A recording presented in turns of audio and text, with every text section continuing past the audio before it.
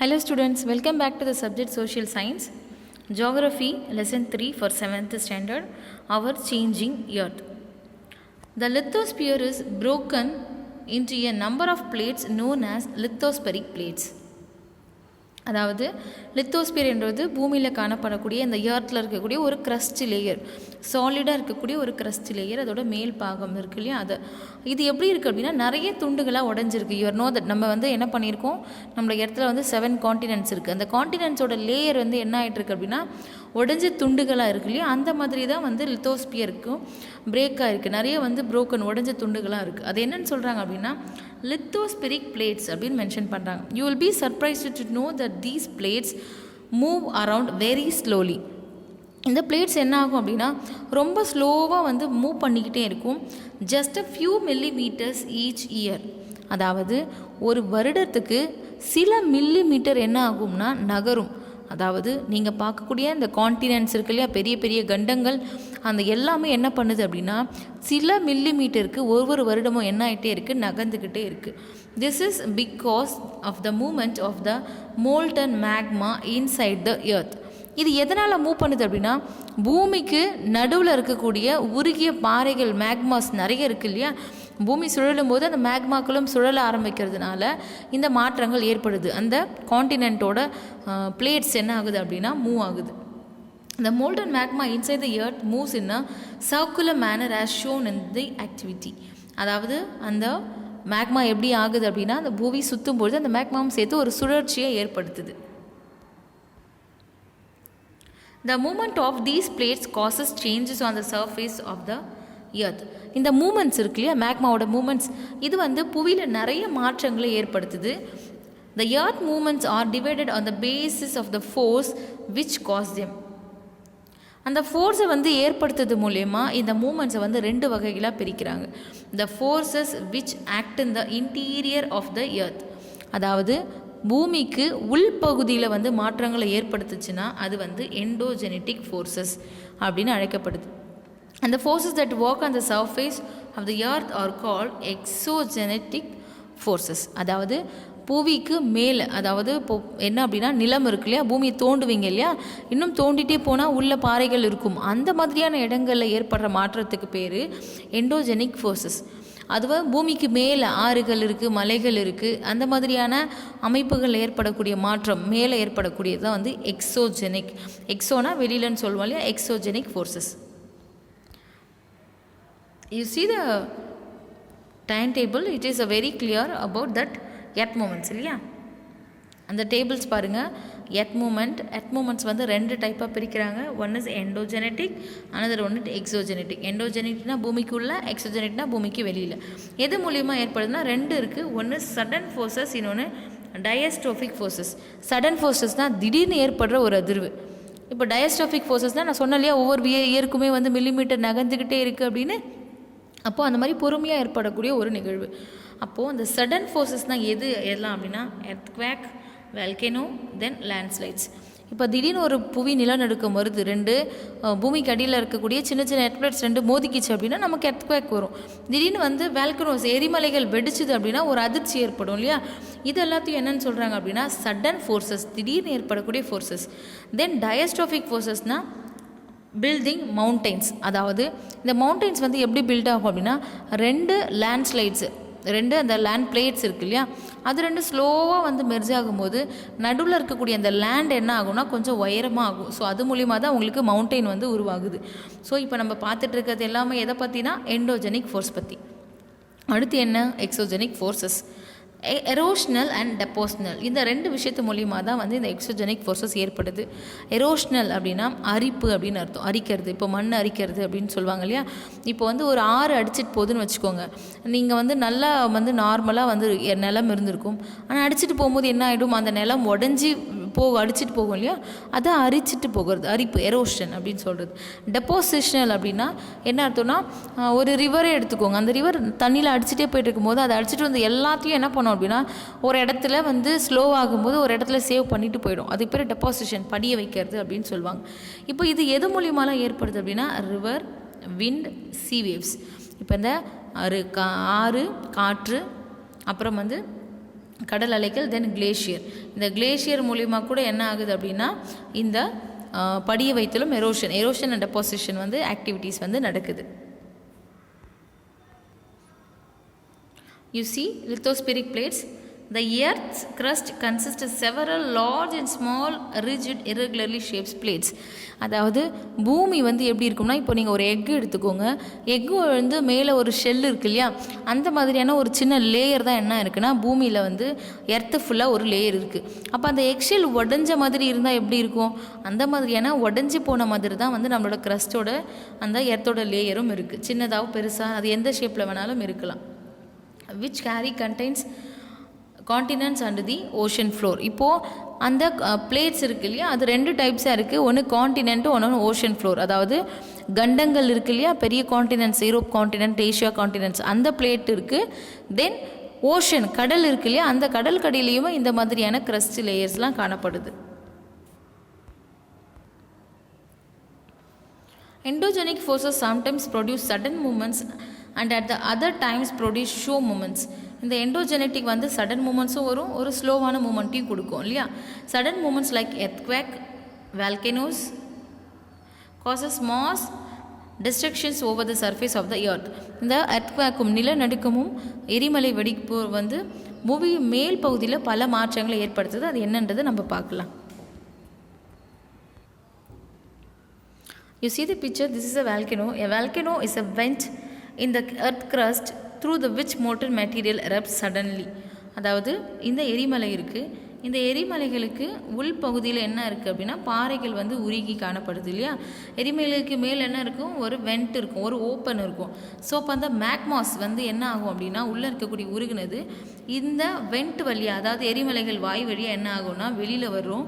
2 பக்கமும் எந்த மூலியமாலாம் வந்து வெளியே வர முடியுமோ அந்த எல்லா வழிகள்லையுமே என்ன ஆகுது, அந்த மேக்மா வந்து வெளியில் வருது. இதுதான் வந்து சடனாக என்ன ஆகுதுன்னா, இந்த இதுவும் எப்படி நடக்கும், சடன் மூமெண்ட்டாக நடக்கும். சடனாக வந்து ஒரு பாம்பு வெடிச்சா எப்படி இருக்கும், அந்த மாதிரியான அந்த வால்கனோஸோட வெடிப்பும் காணப்படும். ஓகேவா.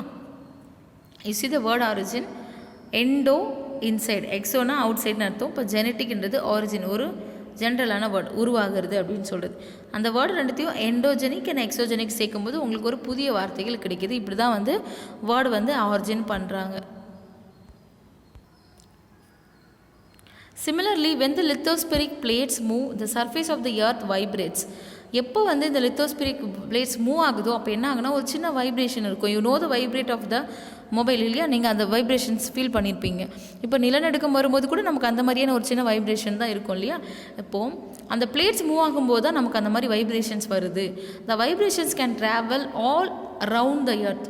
அதாவது இப்போ ஒரு குளம் இருக்குதுன்னு வச்சுக்கோங்க, அந்த பாண்டில் நீங்கள் ஒரு சின்ன கல்லை போட்டிங்கன்னா அந்த கல்லுக்கு சென்டர் பாயிண்ட்லேருந்து ஒரு வேவ்ஸ் மாதிரி கிரியேட் ஆகி வரும் இல்லையா. அந்த மாதிரி தான் அந்த வைப்ரேஷன் வரும்போது அந்த வைப்ரேஷனோட சென்டர் பாயிண்ட்லேருந்து அது எல்லா இடத்துக்கும் என்ன ஆகும் அப்படின்னா கொஞ்சம் கொஞ்சமாக ஸ்ப்ரெட் ஆகி போயிட்டுருக்கும். ஓகேவா. These vibrations are called earthquake. இந்த அதிர்வுகளுக்கு பேர் தான் நிலநடுக்கம், earthquake. The place in the crust where the movement starts it's called focus. அதாவது இந்த வைப்ரேஷன்ஸ் முதல்ல எங்கே ஆரம்பிக்குதோ, நிலத்துக்கு அடியில், நான் சொல்கிறேன் பூமிக்கு அடியில் எந்த இடத்துல ஆரம்பிக்குதோ அந்த பாயிண்ட்டை தான் என்னென்னு சொல்கிறாங்கன்னா ஃபோக்கஸ் அப்படின்னு சொல்கிறாங்க. The place on the surface above the focus is called epicentre. அந்த பூமிக்கு அடியில் இருக்கக்கூடிய அந்த ஃபோக்கஸ் இருக்கு இல்லையா, அதுக்கு நேராக அப்படியே பூமிக்கு மேலே இருக்கக்கூடிய பகுதி என்னென்னு சொல்கிறாங்க, எபிசென்டர் அப்படின்னு சொல்கிறாங்க. Vibrations travel outwards from the epicentre as waves. Greatest damage is usually closest to the epicenter and the strength of the earthquake decreases away from the center. அதாவது இந்த சென்டர் பகுதியில் வந்து வைப்ரேஷன்ஸ் ஏற்படுறதுனால அந்த இடத்துல மாற்றங்கள் ஏற்படுதில்லை. பட் அது எப்போ அது எபி சென்டரை க்ராஸ் பண்ணி போகுதோ அப்போ அந்த வைப்ரேஷன்ஸ் என்ன ஆகும் அப்படின்னா லேண்டுக்கு மேலே பெரிய வந்து சேதத்தை ஏற்படுத்தும். பில்டிங்லாம் உடஞ்சி விடும், ரோடெலாம் வந்து டேமேஜஸ் ஆகும், நிறைய பேர் இறந்து போக வாய்ப்பு இருக்குது. இந்த மாதிரியான நிறைய பாதிப்புகள் என்ன படுத்தும் அப்படின்னா இது ஏற்படுத்தும்.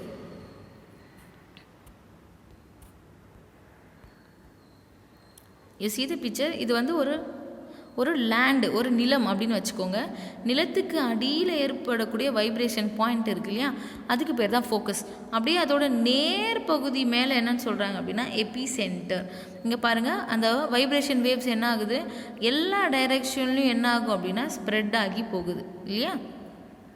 இப்போது இந்த வேவ்ஸ் தான் என்னென்னு சொல்கிறாங்க அப்படின்னா சீஸ்மிக் வேவ்ஸ் அப்படின்னு சொல்லுவாங்க.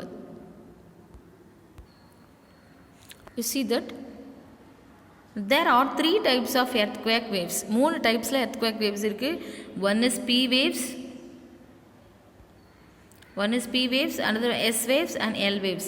P waves means primary waves அப்படின்னு சொல்லுவாங்க.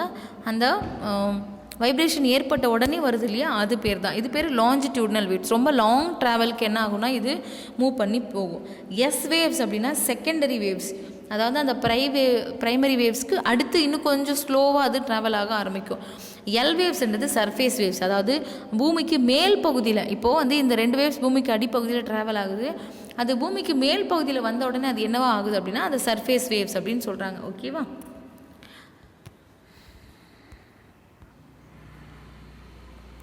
Although earthquakes cannot be predicted, the impact can certainly be minimized if we are prepared beforehand. அதாவது நம்ம எர்த்குவேக்னால வந்து தப்பிச்சிக்க முடியுமா அப்படின்னா கண்டிப்பாக தப்பிச்சிக்க முடியாது. Because it is a natural disaster. கண்டிப்பாக தப்பிக்க முடியாது. ஆனால் என்ன பண்ண முடியும் அப்படின்னா முன்னெச்சரிக்கையாக இருக்கிறது மூலிமா அதோட டேமேஜஸை வந்து கொஞ்சம் கம்மி பண்ணிக்க முடியும் இல்லையா.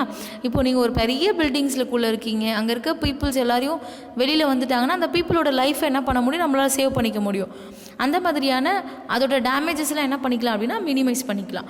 Some common earthquake predictions method adopted locally by people include studying animal behaviour. அதாவது எப்படி வந்து இந்த எர்த்குவேக் வரதை தெரிஞ்சுக்க முடியும்னா நம்மளோட அனிமல்ஸ் பிஹேவியர் மூலிமா என்ன பண்ண முடியும்னா கண்டிப்பாக தெரிஞ்சுக்க முடியும். எப்படி அப்படின்னா fish in the ponds get agitated and snakes come on the surfaces. It means ஃபிஷ்ஷுக்கு மூலிமா, அப்புறம் வந்து சில அனிமல்ஸ் ஸ்னேக்ஸ் மூலிமா, சம்டைம்ஸ் டாக்ஸ் மூலிமா they feel the vibrate. Because இப்போ இந்த ஸ்னேக்கு ஃபிஷ்ஷெலாம் எங்கே இருக்குது, ஸ்னேக் மீன்ஸ் நிலத்துக்கு அடியில் அதோட பொந்தில் இருக்குதுன்னு வச்சுக்கோங்க. அதுக்குன்னு ஒரு சின்ன பிளேஸ் இருக்கும் இல்லையா, நிலத்துக்கு அடியில் இருக்குது. நம்ம வந்து எப்போ அந்த வேவ்ஸை ஃபீல் பண்ணுவோம் அப்படின்னா மோஸ்ட்லி சர்ஃபேஸ் வேவ்ஸ் வந்ததுக்கப்புறம் தான் ஃபீல் பண்ணுவோம். அதாவது ஃபோக்கஸ்லேருந்து 2 வேவ்ஸ் வரும் இல்லையா, ப்ரைமரி செகண்டரி வரும்போதே அந்த அனிமல்ஸ் எல்லாம் அதை ஃபீல் பண்ண ஆரம்பிச்சிடும். பிகாஸ் அதுக்கு நிலத்திலேயே தான் வாழ்கிறாங்க இல்லையா, ரொம்ப க்ளோஸ்டாக இருக்காங்க. So they feel the vibrate. அப்புறம் சர்ஃபேஸுக்கு வரும்போது தான் நம்மளால் ஃபீல் பண்ண முடியும். ஸோ அப்போது அந்த அனிமல்ஸ் ஃபீல் பண்ணும்போதே நம்ம வந்து என்ன பண்ணிக்கலாம்னா ஃபைண்ட் அவுட் பண்ணிக்கலாம், ஓ எர்த்குவேக் வந்து வரப்போகுது. So maybe we are create the அந்த ப்ரீகாஷன்ஸ் மெஷர்ஸ்லாம் என்ன பண்ணிக்கலாம்னா நம்ம க்ரியேட் பண்ணிக்கலாம். You see the picture, destructions caused by the earthquake at Bhuj. அதாவது இந்த பஜ் வந்து நமக்கு ரொம்ப அதிகமாக எர்த்குவேக் பாதிக்கக்கூடிய பகுதி என்ன அப்படின்னா குஜராத் இல்லையா. இந்தியாவிலே வந்து ரொம்ப அதிகமாக குஜராத்தில் தான் அதிகப்படியான நிலநடுக்கம் வரும், ரொம்ப அதிக அளவிலான ரிக்டர் ஸ்கேலில். அந்த இடத்துல பாதிக்கப்பட்ட ஒரு பில்டிங் இமேஜஸ் தான் உங்களுக்கு இங்கே காமிச்சிருக்காங்க. You see earthquake preparedness. Where to take shelter during an earthquake? Safe spot under the kitchen counter, table or desk, against an inside corner or wall. அதாவது நம்ம எப்படி சேஃப்டியாக இருந்துக்க முடியும் அப்படின்னா நம்ம ஒரு சேஃபான இடத்துல இருக்கணும். எங்கே அப்படின்னா டேபிளுக்கு கீழே ரொம்ப கொஞ்சம் க்ளோஸ்டாக இருக்கக்கூடிய இடத்துலலாம் என்ன பண்ணிக்கலாம்னா நம்ம ஒளிஞ்ச மாதிரி உட்காந்துக்கலாம். Stay away from, it means fireplaces, areas around the chimneys. அதாவது ரொம்ப ஆபத்தான இடங்கள் இருக்குது இல்லையா. இப்போ வந்து நீங்கள் ஒரு நெருப்பு இருக்கிற இடத்துல பக்கத்தில் இருந்தீங்கன்னா அது வைப்ரேட் ஆகும்போது எங்கே வேணாலும் என்ன பண்ணலாம்னா ஸ்ப்ரெட் ஆகலாம். அப்போது அங்கேருந்து தள்ளி இருக்கிறது பெட்டர். இப்போ நீங்கள் ஒரு சீ சைடில் இருக்கீங்கன்னா மேபி அது வந்து சுனாமி காசஸ் ஆகிறதுக்கு ஒரு ஆகலாம். ஸோ நீங்கள் அப்போ அங்கேருந்து என்ன பண்ணியிருக்கலாம்னா தூரமாக இருக்கலாம்.